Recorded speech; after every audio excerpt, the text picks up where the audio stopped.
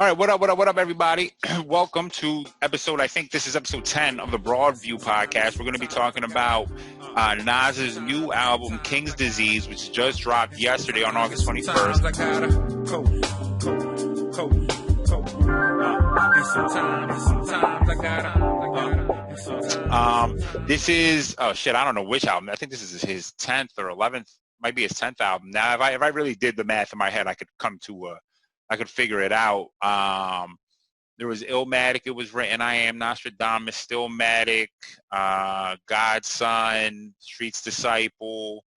What was after Street's Disciple? There was Hip Hop is Dead, The N, Life is Good.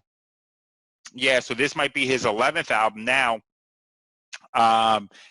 11th or 12th, unless you want to include the Lost Tapes, which you could. Lost Tapes 1 is like one of my favorite Nas albums. If you included that in his discography, or if you were ranking his albums, Lost Tapes would be really, really high up there for me. So this is his 11th album. I would say overall, this is in the top half of his discography in terms of how good it is. It's a really good album. We'll jump into this. We're gonna break this down song by song. I came up with my own ranking of this. As you can see, is fire emoji, which is, you know, like super for the kids. It's super duper hip. You know what I mean? Trying to stay up with the time. So, which serves as a theme for this, because that's kind of what Nas does on this. Really interesting. So Hit Boy produces the album. If you're not familiar with Hit Boy's been, I think he's been around for maybe 10, 12 years, something like that. He actually signed a deal at one point with Kanye with Good Music. He was there for a few years. He has credits on a couple songs on Watch the Throne. He also produced Trophies for Drake, which was a fire beat, and is one of my favorite Drake songs. It doesn't end up on any album, which is kind of unfortunate, but was fire in its own right.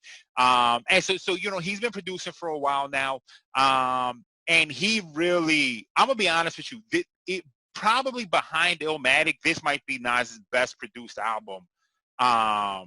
Thank goodness, you know, because we've been talking forever about about Nas and his poor beat picking, and you know, he's never done himself a whole lot of favors in terms of beats. So he really just kind of feels like he gives up the reins to a certain extent to Hit Boy, and Hit Boy does him a lot of favors. Like it's interesting. I mean, I would love to have seen the creative process between these two, because it really feels like Hit Boy was tapped in. He knows the beats that he wants to hear Nas on.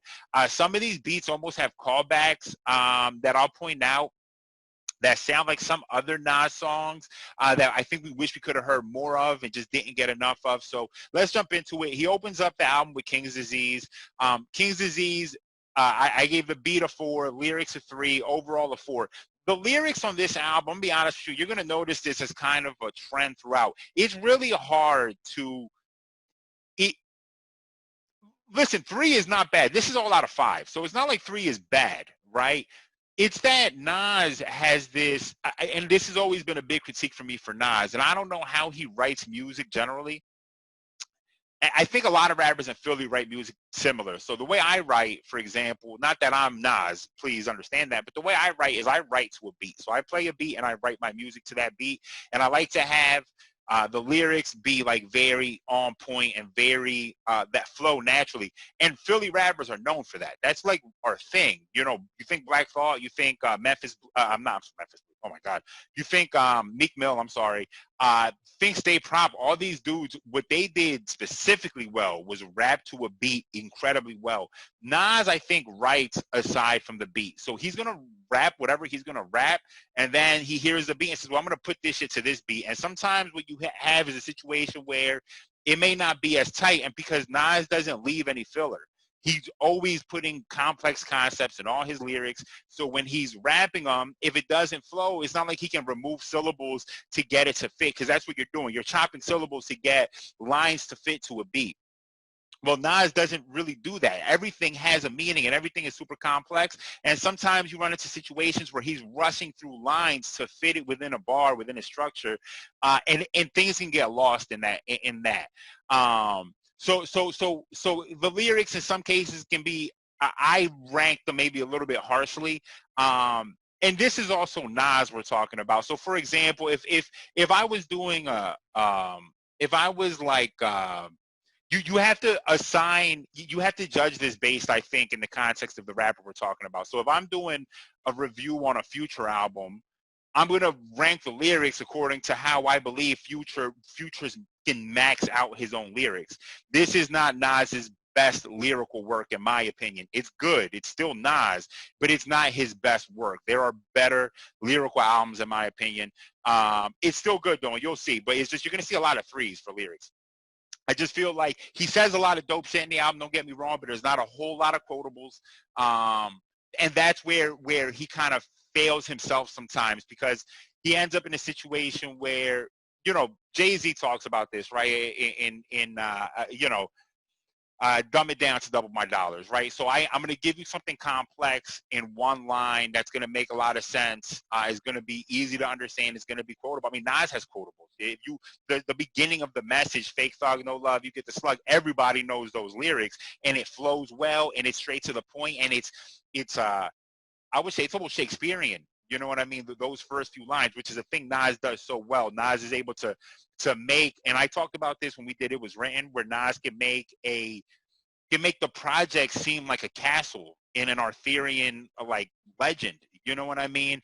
And again, he still does great here. So I wrote down a couple lyrics that stood out. The beat is fire. I love minimal beats. I love Nas on a minimal beat that's like almost like a romantic, airy, minimal thing where Nas can just spit some shit. You know what I mean? So he opens the song with "I Made the Fade Famous."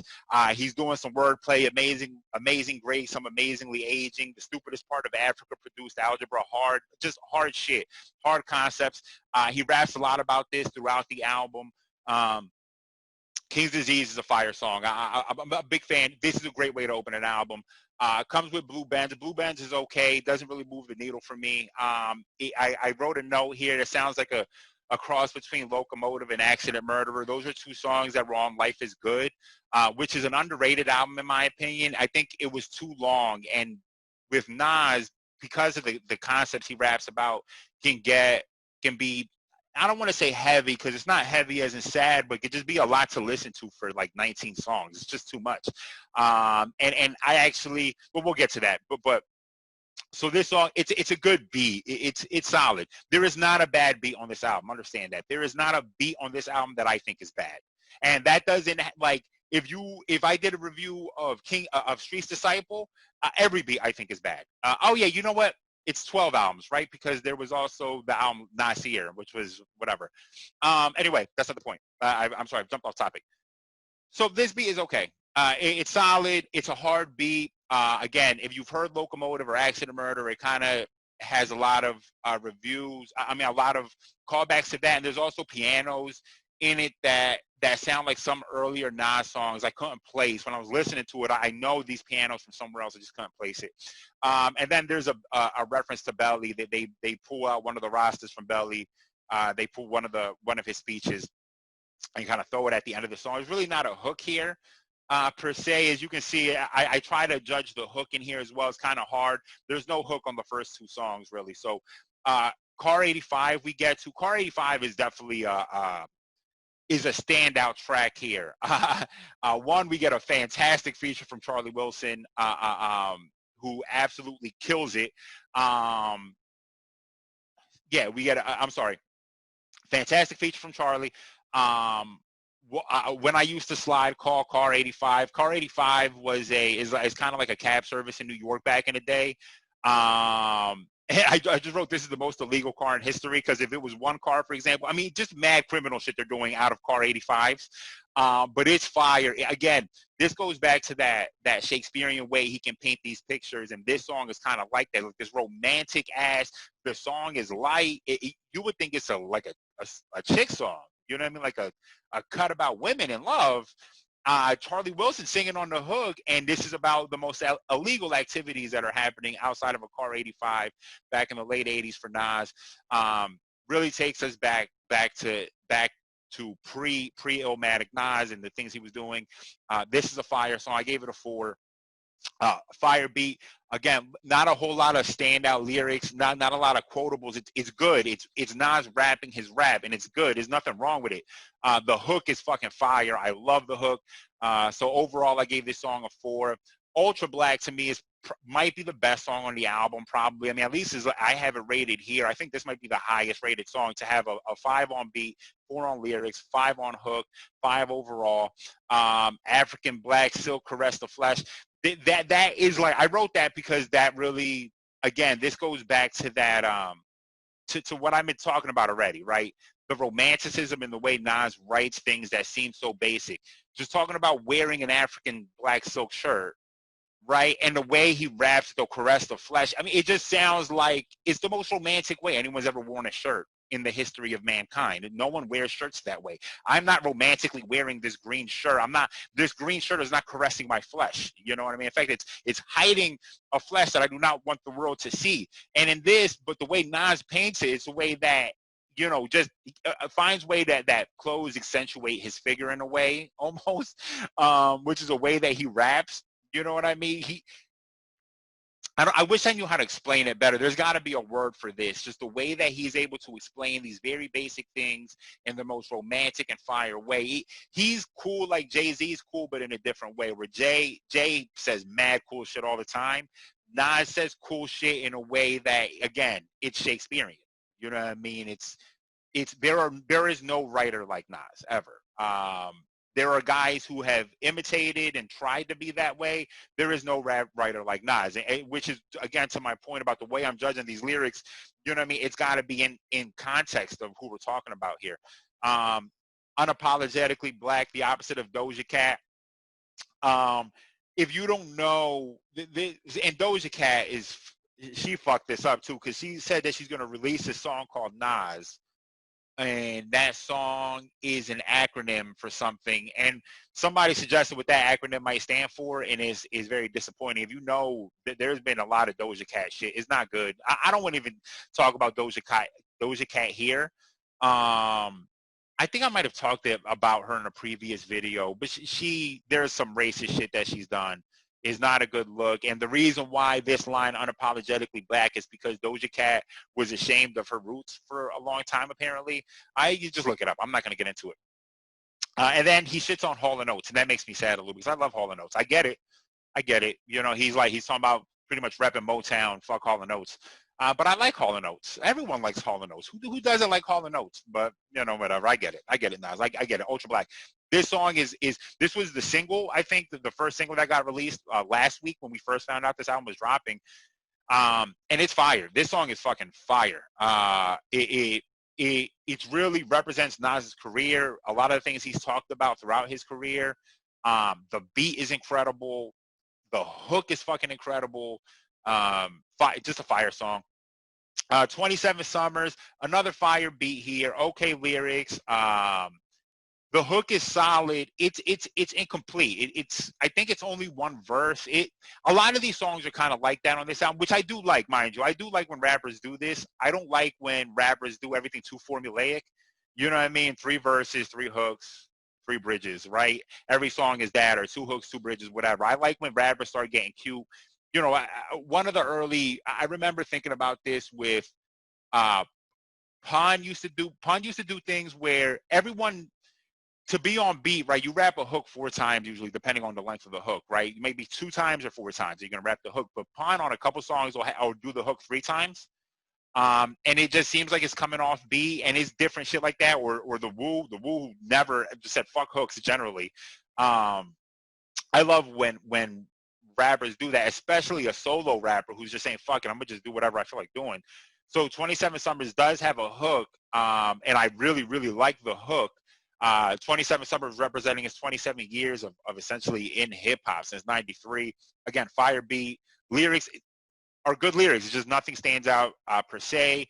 Overall, I gave this a 3. This is a higher 3. Since I can't cut the emoji in half, it's kind of a higher 3 than it is. It's closer to a 4 than it is to a 3. The hook sounds a lot like Worst Behavior, like Drake's Worst Behavior. Does it sound like it does? I don't know if it sounds like the Worst Behavior hook, but it just sounds like the way Drake raps on that song. This hook, you're gonna if you've heard Worst Behavior, familiar with it, you're gonna hear this song, and the way that this hook sounds is gonna be a callback to the way Drake raps that, which makes sense because that is around the area that Hit Boy is making songs. Worst Behavior, Trophies, all that is made around the same time. Replace Me doesn't move the needle for me. It's an okay song, good beat, good lyrics, a really good hook. I really enjoy the hook on this song. And Big Sean, actually, I listen. If you know me, I've been shitting on Big Sean now for 7 years, maybe 6 years, 6 good years. I've been shitting ever since my man said put an ashtray or put a plate on that ass. It's an ass plate. What did he say? No, build a house up on that ass. It's an ass state. Ever since all that ass rapping, which is a metaphor and a pun, whatever, it's a double entendre because he's ass. And ever since he then hated on Drake and then made an album sounding like Drake, and then he tried to shit on Kendrick because of the Control verse and whatever the fuck after Kendrick shitted on him. It's not his. Listen, Big Sean, it's not your fault. And Holy Key is another one. It's not your fault. You're not as good as your peers. It's fine. Don't get cocky about it. But this is actually a good Big Sean verse. Big Sean actually does a good job, I think, on like chick songs. You know what I mean? He actually does do a service. I don't like him. He's not a good rapper. I've never heard a Big Sean album where I was like, man, this is a good album. There's never been a time that's ever happened. And it probably will never be a time that it does ever happen. But this is actually a good Big Sean. So, give him credit. I'm giving him credit for this. He actually does a good job. All the features on this album are really good. The next song, Till the War Is Won. This song is, it's a good song. The hook is really disappointing. I'm going to be honest with you. The beat is good.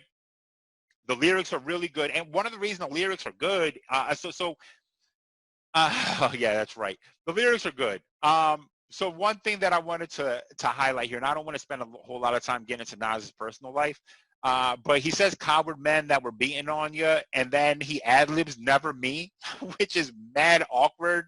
It's hilarious in a very awkward way because it's not funny at all if you know the stuff that happened with him and Khalees, which, there's a lot of back and forth and stuff up in the air I don't want to get into, but because I just want to talk about the music. We could spend a whole time talking about Nas and his problematic, and we talked about on It Was Written on Black Girl Lost how poorly that song ages, and I don't need to rehash that whole thing right now, but it's just a funny lyric, and it sounds so fucking awkward.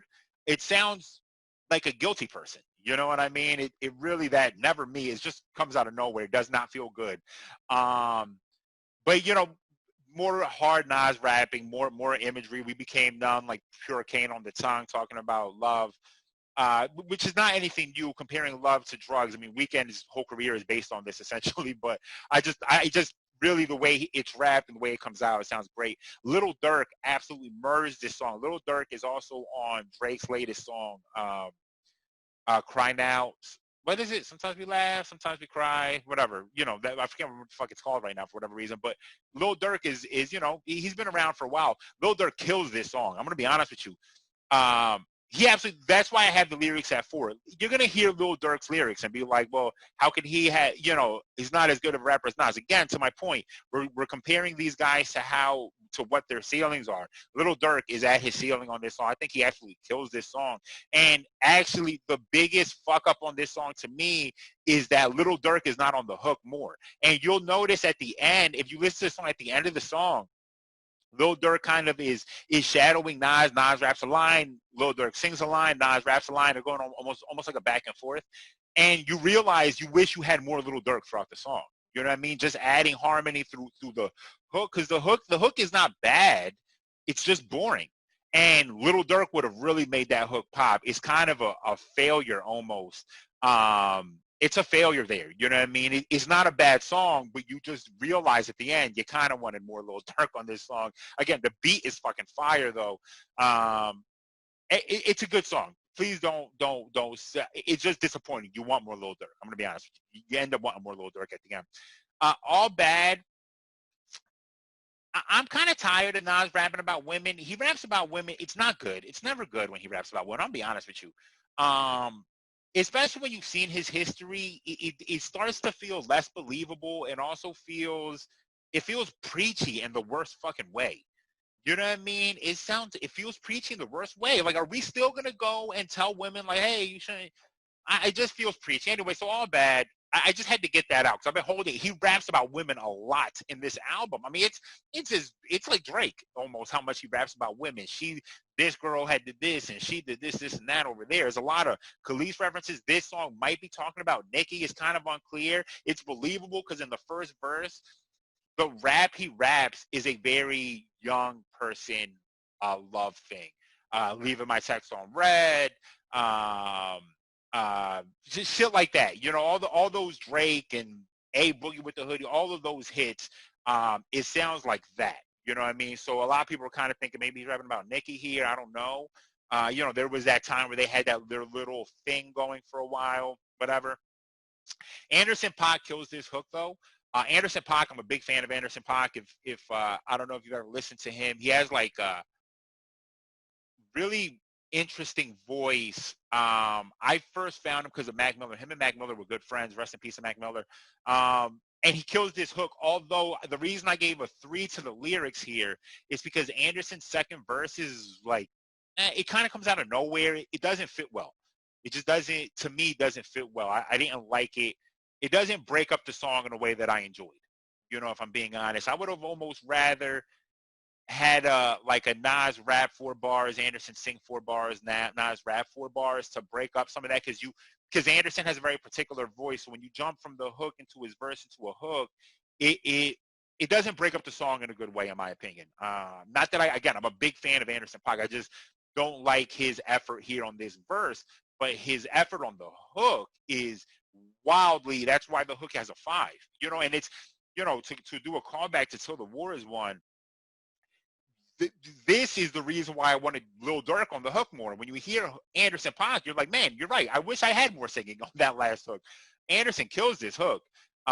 It's a banging hook. The lyrics of the hook are good. The lyrics of the song are not bad at all. You know, again, Anderson's feature is down on that second verse, but Nas does kill it. If you just take out the Nas personal life, you're cool with anytime he talks about women. But if you look at the personal life, it's a little weird and kind of problematic, whatever. So ultimately, it's a good song, though. As a chick song, quote unquote, this is better than the one with Big Sean for sure. This one actually moves the needle a little bit more than that song. The next song is The Definition. There's no hook on this song. It's just a verse pretty much. Brucey B is featured on it. An incredibly fire beat. I love the fucking beat of this song. It's definitely one of the better beats on the album. You'll notice, especially in my beat picking, you notice a theme when you listen to this album. The beats that I have as my favorite beats have a lot of similarities, but not similar in a way that they don't sound different. Like they still sound different, and they're broken up by other songs in between. I mean, the way this album is comprised and put together is really, really good. Hit Boy does such a good job for Nas here. The Definition is no different. Fire beat. The lyrics are okay. Nas doesn't do anything new. Heavy government stuff. He talks about the government, talks about Gayle King and the Kobe comments. He talks about a lot of stuff. It's problematic to me to bring up Gayle King but not bring up a bunch of other things. I get the Gayle King thing, which is a reference to her asking, her commenting on the Kobe's rape allegations after he passed away. I understand, even though when Kobe passed, it was a thing that definitely I thought of as a thing that popped in my mind. The love that we were seeing in the outpouring, I was kind of like, damn, you know what I mean? But I do get Nas, you know, you don't want to shame the dead. I understand. But there's so many other things that you could talk about too. It just, in today's day and age, especially with what happened with Meg Thee Stallion, it seems like you might want to also go out of your way to protect some black women too, and maybe shout out. But he does. I'm sorry. After the Gayle King thing, he shouts out, what's her name? I'm so sorry. The first black woman elected to Congress. Oh no. I'm not going to remember her name off the top right now. He does shout out her, so I guess I should give him that credit too. It just, you know, whatever. It goes heavy government commentary. I'm very surprised he doesn't go anti-vaxxer here. If you heard Nasir, he goes anti-vaxxer early and often in that album. And I was fully, I mean, I tweeted, how long into this album are we going to hear a don't get the COVID vaccination? And he actually doesn't do it. I'm surprised. Not at one point does he go anti-vaxxer. He always goes Rothschild or something like that. He never does it. It's very surprising to me. It's like as if somebody said, hey, listen, just not for this album. Don't do it this album. He said, okay, I can water it down. Again, it's a good song, though. It's not a bad song. It's a nice little breakup. It's almost like an interlude. It doesn't really move the needle necessarily, just serves as a plate cleaner almost. Then we get Full Circle. Full Circle, I have a lot of thoughts on. The beat is wildly good. Again, another fire fucking beat here. I love this beat so much. The lyrics are pretty good. Nas kills the first verse. I'll be honest with you. Nas really does kill the verse. I wanted to find a way to say AZ was the best rapper on this song, because if you know me, you know AZ is like one of my favorite rappers ever. But Nas steals the show. Nas has been doing it too consistently for too long now. Whereas Cormega and Foxy sound aged. They don't sound the same. AZ sounds okay, except that AZ definitely sounds like he may be describing an assault on a woman when he was younger. It's what it sounds like he's describing. If you listen to it, it sounds like he's describing like sexual assault. And I'm not exaggerating this. It sounds like that. You know what I mean? He says something about taking advantage of women that would let him take advantage of them, and how he was young and at the time, and it's just like, wait, what are you talking about right now?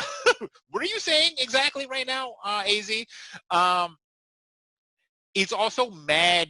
One of the other reasons I gave, and I'm gonna be honest with you, I could probably drop the lyrics down to it too, and I'm gonna tell you why in a second. Dr. Dre is also at the end of the song, kind of comes out of nowhere. I don't think, unless I could be wrong, unless Dr. Dre produced what was the Firm song that was on? It was written.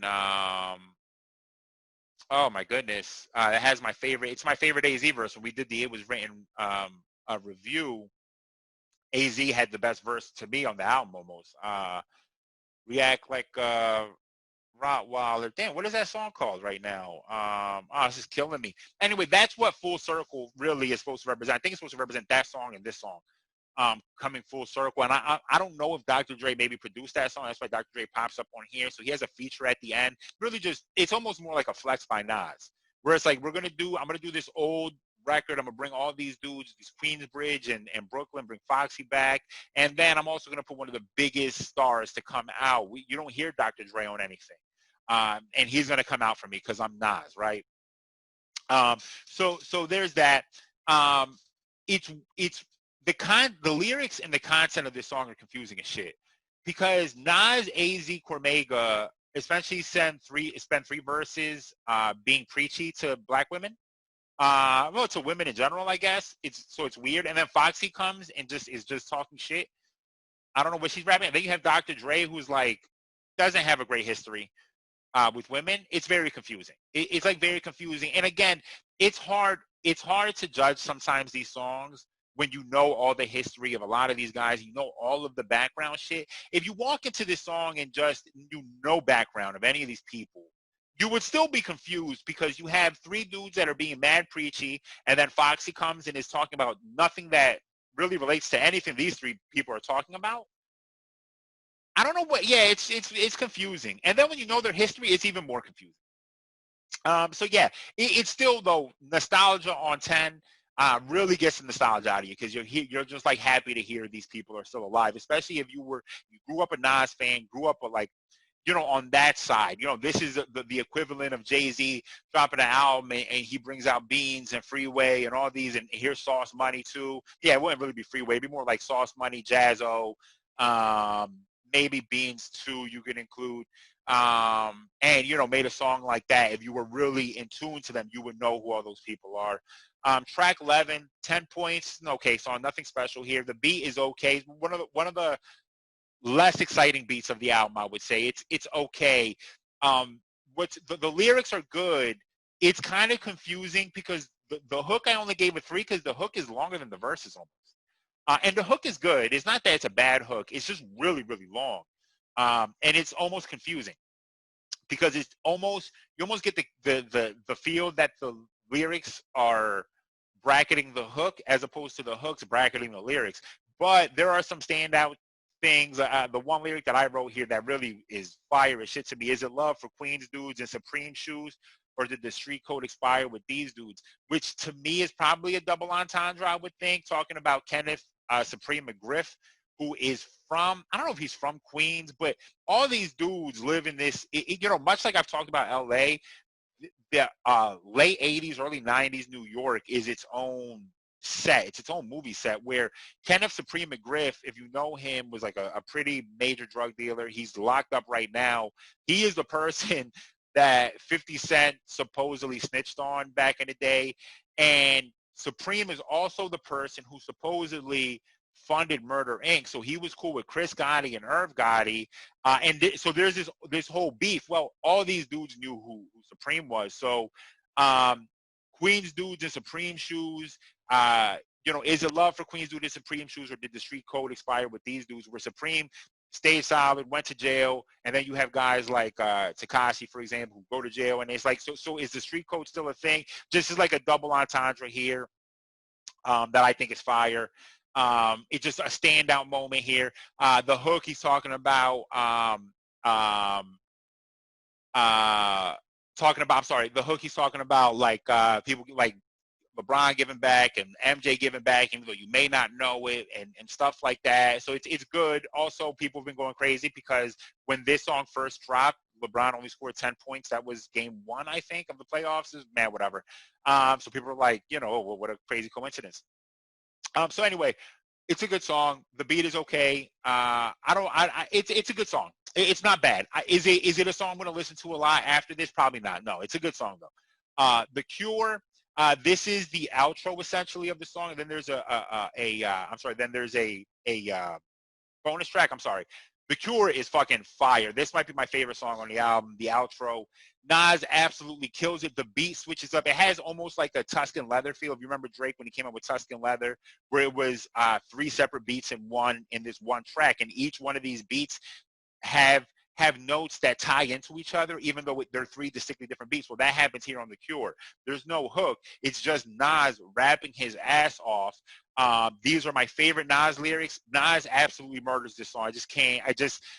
I say it here. So many fire lyrics, hard to pick where to begin. At the end, he has one line in the third verse, which is not like a standout line, but this is the type of song where it makes sense. I'm studied like a book by many, and it's true. Nas, if you know anything, Illmatic is studied in a lot of universities.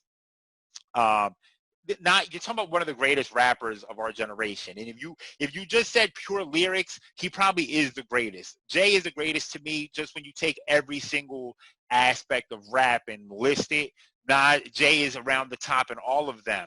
But if you took, like, Nas is the Kareem of rap, you know what I mean? The most points. And this is Nas, the best lyricist in hip-hop history, arguably. And on this song, he flexes. You know what I mean? He fucking flexes it. I didn't write lyrics here because I would have written the entire fucking song on this document to point how incredibly good this is. The writing this is where, like, as a rapper, there are songs on here, and there are times where, again, like I mentioned earlier, where Nas kind of goes off the rail on beat in terms of his flow and how he's flowing, where as a rapper, you feel like you can get there. I can get there. I can get to Nas. But then you hear a song like this, and you're like, no, never mind. I can't do that. I cannot do what this person just did. I could rap 3 verses like him on that beat for sure. I promise you. And it's not going to be anything fucking sniffing whatever, like the shit Nas is saying on here. It's fucking, I mean, he opens the song. I can't remember off the top of my head, but like essentially the first 3 bars are just all pure flame. I mean, he comes out pitching fire as soon as the song kicks off. The way the beat starts for the first minute or so, there's no bass, there's no drums or anything. You know what I mean? It's just it's both of these dudes. It's Hit Boy and Nas both flexing in different ways before the beat drops, and then he continues to kill it. It's fire. This to me might be the best song. This might be my favorite song on the album. Definitely Nas's best rap song. In my opinion, I mean, this is a standout. If I had to pick The Cure, if I had to pick 2 standouts, it's The Cure and it's Ultra Black. Like, if I was going to tell you all right, if you told me, hey, give me 2 songs from this album I should listen to, I'm going to say lead with Ultra Black so you can get into it, and then end with The Cure, and you're good. You're going to have heard 2 of Nas's best songs, like 2 songs that you add to the lexicon of Nas's best music. These are 2 of them, in my opinion. Then there is a bonus track, Spicy. This has Fivio Florin, who is a dude from Brooklyn, I think. He's a New York rapper, and also has ASAP Ferg. This song is really, really good. It's a bonus track because it doesn't fit, essentially, I think. I think they recorded this, and this song was really hard, and they just didn't know where to fit it. It just doesn't make sense anywhere within the context of the album, but they didn't want to let it go. Also, the hook is fucking fire. It's one of the better Nas hooks, and he screams "Que lo que" to open, which, you know, if you know "Que lo que" is kind of like what it is in Spanish. It's just fire. It's just fire. The hook is fire. Nas kills. Nas, this is actually one of my favorite Nas verses. This, if you include this in the context of the album in terms of ranking verses, this verse might be, this is one of his best verses in the album. I'm going to be honest. Nas fucking kills this verse. He's talking like real street shit. He says something like wearing, you can find me wearing a mink in the middle of summer, a mink at the skating rink in the middle of summer, something like that. It's just hard. It's just fire. Just, I don't know what he's talking about. It's just fire. Sounds hot and uncomfortable. But if he's that fucking cool, he can do it. Again, this is like the Jay-Z top down in the winter. That's what winners do. It's the same thing, and it's fire. Fivio Florin and ASAP Ferg, they do their thing on it. Nothing special. Fivio is getting a lot of love right now. I think Brooklyn rappers, New York rappers get a lot of love for being average. Fivio was okay. The first time I heard him was on Drake's Dark Lane demo tapes. He's on one of the songs there towards the end, and he does okay. But it kind of reminds me of Designer, where it's like, oh, this dude's from New York, so let's push him really, really hard. But then, like, I would rather see you push Griselda, which is like Benny the Butcher, Conway, and what's his face? Like, push those dudes. Like, those dudes are like filthy rappers. 5-0 is just okay. But you know, the ASAP Ferg and 5, they do their best. The hook is fire. Overall, I gave this a 4. It's a really, really good song. I understand why it's a bonus. It doesn't fit, but it's too fire to just throw away. So, banging song. Miscellaneous. The length, I think, is perfect. It's 38 minutes long, which is kind of a little bit. It's a little bit short, but I think for a rapper like Nas, when you're rapping the shit he's rapping about, and when you're so dense lyrically, I don't think anyone wants to hear you do that for 50 minutes, 60 minutes. It's too much.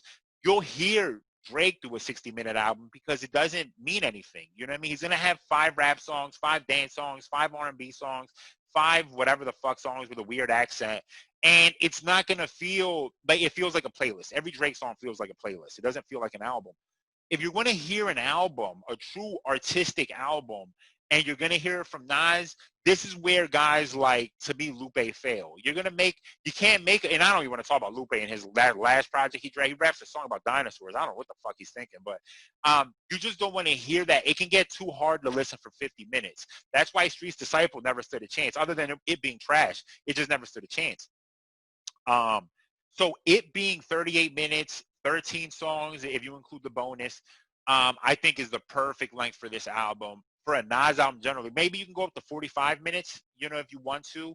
A couple of these songs could be extended to 40, 45. I'd be cool with that. But I think this is the perfect length for a Nas album. I think this is how you get a great Nas album, in my opinion, because he's going to rap mad heavy shit. It's going to be dense. There's going to be a lot of concepts, a lot of things he's talking about. 38 minutes is perfect. You don't need much more than that, I think. I think it's perfect. The lyrics are good. Again, we're talking about Nas here. You know what I mean? So is this, maybe you could drop the lyrics to a 3, because, again, there are better Nas, I think, lyrical efforts in his discography. Not to say that this is poor. It's just that there are better rap than Nas. There's better rap Nas albums to me. It's still good, though, because it's Nas. And, again, The Cure makes up for a lot, because The Cure is just three verses of pure fucking heat coming out of Nas. Like, Nas is just pissing fire on that song. I mean, my man has an STD. He needs to get checked out. There's fire coming out of every orifice on The Cure. I'm sorry, that was too much. Production is fucking incredible. Again, but behind Illmatic, this is probably his best produced album. And I don't think that is, I don't think I'm being, whatchamacallit, I'm not exaggerating when I say that. I'm not being, what's the word I'm trying to think of? Damn it. Anyway, I'm not exaggerating when I say that. This is his best produced album, in my opinion. Overall, I would say, I'm sorry, the cohesiveness of the album, I'm jumping all over the place. I passed cohesiveness. Super cohesive album. The only reason it doesn't have a 5, in my opinion, is because songs like 85, like Blue Bands, kind of come out of nowhere.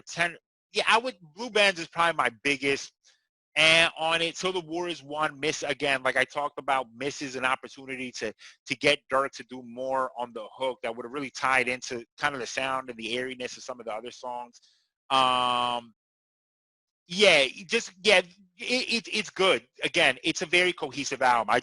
There are, to me, some minor misses that stop it from being a 5 in my on my rankings here in terms of cohesiveness. Production, again, I just went over that. The features, all the features are fire. Not a bad feature on the album. That is so fucking rare to find. Sometimes you see a song, you'll see like an album, and you'll be like looking at the features, and you're thinking to yourself, you're like, oh, I don't want to see. Like, for example, Big Sean. When I saw Big Sean, I was like, oh, fuck, I don't want to hear this trash shit. I hate Big Sean. And he does a good job, man. Everyone really comes in. It's like they know it's Nas. And they're coming in. They're not going to let him down. They're not going to do what J. Cole did and let Nas down. You know what I'm saying? They all kill it. They all do a great job. They bring their best offering. But I cannot really go enough about how good Lil Durk's feature is on this album to me. It's so fucking good. Nas does, shout out to Nas for there's one specific thing I'm going to give Nas credit for right now that a lot of people probably, I don't hear a lot of people mention. People went crazy when Jay-Z on 444 said the line about Young Thug having a nose ring and Pac had a nose ring. And it was, oh, look, Jay-Z supporting the young guys. Nas has been doing this forever. He has always supported like the younger and the newer generation dudes. That's why J. Cole had a song called Let Nas Down. You know what I mean? Because Jay's always reaching out to these guys. He's always extending an olive branch. On Life is Good, he had Rick Ross, and that was 2012. Rick Ross was popping already for a few years, but, you know, he's still like the younger guys. He has, I think on Life is Good, he has a song with 2 Chainz as well. On here, he brings out a Lil Durk, 5 Yo Foreign, who, like, ASAP for these guys, like 5 Yo especially, is like kind of new. You know what I mean? He's always reaching out and extending olive branches to the younger generation. And I think that's fucking great. You know what I mean? I think that's awesome. And that all of us should be doing that as listeners as well. We should really kill the narrative about shitting on the younger guys. You know what I mean? Let them be great. Let them be them. This is what they rap about. This is their experience. They didn't experience what Nas and Jay-Z and all these guys experienced. They experienced a whole different thing. Let them be great. Let them have that experience and just appreciate the music. You might not be able to relate to the lyrics that they're talking about, but you can appreciate the music that they're rapping or they're singing or whatever they're doing. You can appreciate it. Nas seems to be a guy who's always appreciated the music. So I got to give him credit for that. Overall, I gave this album a 3.8, and the 3.8 is a calculation I did basically, which is something I made up when I did it. I actually think it serves really well. It's not a classic album. It's a really, really good album. If it was a classic, I would say I think classic has probably 4.3 to 5 or something like that. So what I did was I took all the overalls here, I added them up, and then I added up the miscellaneous those miscellaneous scores, and then I divided it by the total number. So there's 13 overalls, then 4 miscellaneous scores, that's 17. So it's the total number divided by 17. A number came out to 3.8. I think that's actually a pretty solid ranking of the album. It's good. I don't know if this is super. If this is the hip hop you're looking for, then you're going to want to listen to this album a lot of times. I'm kind of over this hip hop a little bit at this point in my life. I've just been bastardized by Drake and Post Malone too much now, and I just like other shit. But if this album, for me, let's say this album came out 15 years ago, I'd have this on repeat constantly, for sure. No question about it. It's a really, really good rap album. It's a good Nas album. Nasir made me think that Nas was done. This album makes me believe Nas has still more to go. This is in the top half of his catalog, which isn't fair because, you know, the bottom half of his catalog is bad. You know what I mean? Like, it's not the best bottom half. Like, there are bad albums in the bottom half. So but it's right in the middle there. It's not Illmatic. It's not Stillmatic. It's not God. It's not Godson to me, which is a really underrated album. This album kind of fits to me in like that Life is Good territory, and there's a lot of Life is Good sounds. To me, it sounds like Beat Boy really liked Nas on Life is Good and said, I'm going to give you an album similar to Life is Good almost. And it's good. It's a really, really good album. It's not a classic album, but it's fantastic for sure. Go listen to it. Go enjoy it. Everyone's going to find something. Again, my two standout tracks, The Cure and what is it? I'm sorry. What's Ultra Black? Two great places to start if you want to start there to really get into it. Ultra Black and The Cure. Cure He Kills. That's it, everybody. Same, you know the deal is. If you listen to my 476ers podcast, you know the drill already. Wash your hands, all right? Wear a mask. Black Lives Matter. Arrest the cops who killed Breonna Taylor. Everybody take care. Stay safe. And that's it. And sometimes I gotta cope. And sometimes I gotta, and sometimes